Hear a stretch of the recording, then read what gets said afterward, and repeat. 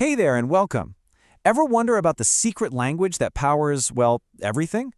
From your phone to the lights above you, it's all run by these invisible rules. And today, we're going to learn to speak that language. So, where do we start? Well, it all starts with this question right here. And yeah, it sounds huge, doesn't it? But here's the cool part. The answer really just boils down to a handful of core ideas, and once you get those, I promise, everything else just clicks into place. You know, the best way to tackle this is with something we all know, like a simple flashlight. It's actually a perfect example of an electric circuit. Think about it. You've got your power source, right? The batteries. You've got the load. That's just the thing doing the actual work, so the light bulb. And then you've got the path that connects them, the wires and metal strips. And that's it. That, my friends, is a circuit. So if we're going to get a little more formal, an electric circuit is really just a path made of different electrical parts. Its whole job, its only job really, is to move energy from point A to point B to make something happen. Simple enough. Now that we know what a circuit is, let's dive into the language it speaks.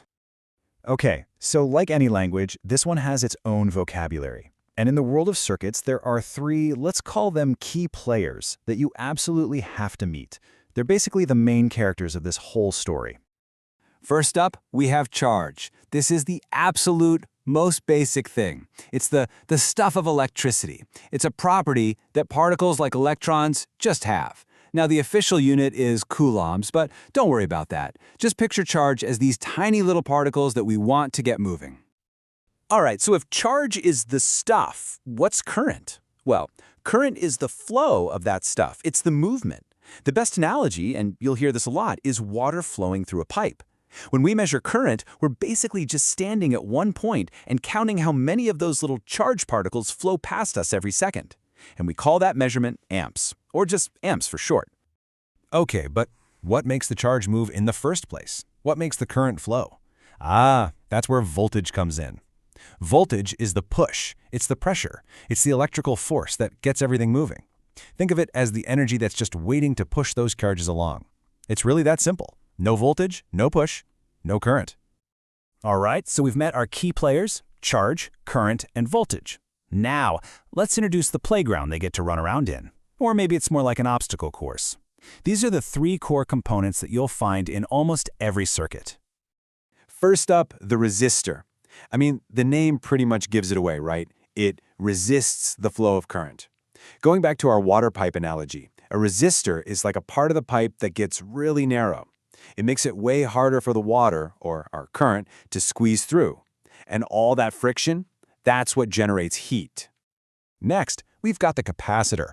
This guy is all about storage. It's kind of like a tiny, super fast, rechargeable battery. It sucks up energy and holds it in an electric field. And then, bam, it can release it all in a sudden burst. This is super useful for things like camera flashes or for just smoothing out a choppy power supply. And our third component is the inductor. Now this one also stores energy, but it does it in a magnetic field. And if the inductor had a personality, it would be stubborn. It absolutely hates change. As long as the current is flowing nice and steady, the inductor is totally cool. But the second you try to change that flow, speed it up or slow it down, it pushes back, trying to keep everything exactly the same.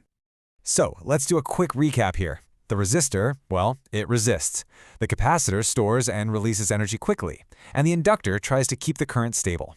Three components, three really different jobs.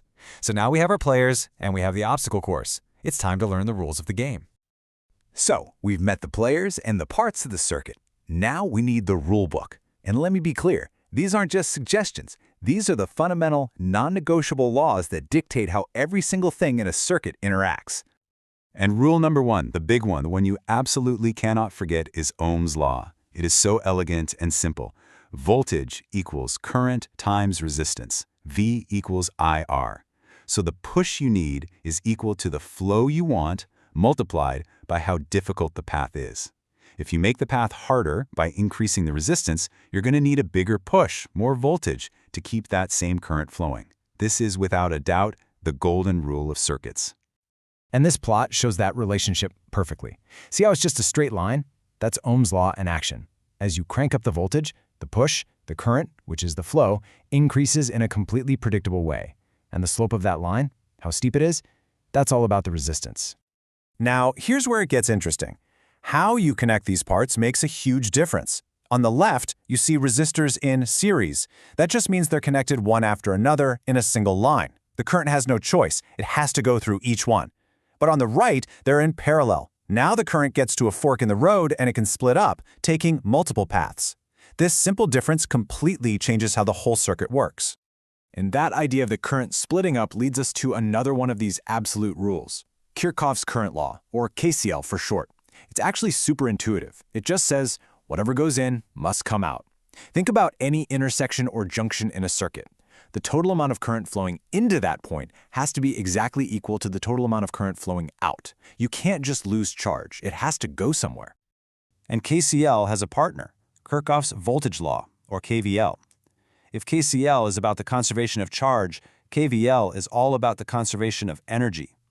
It says that if you start at any point in a circuit and take a walk all the way around in a complete circle, or a loop, by the time you get back to where you started, all the voltage gains and losses have to cancel each other out. They have to add up to zero. Every push from the battery has to be used up by the components.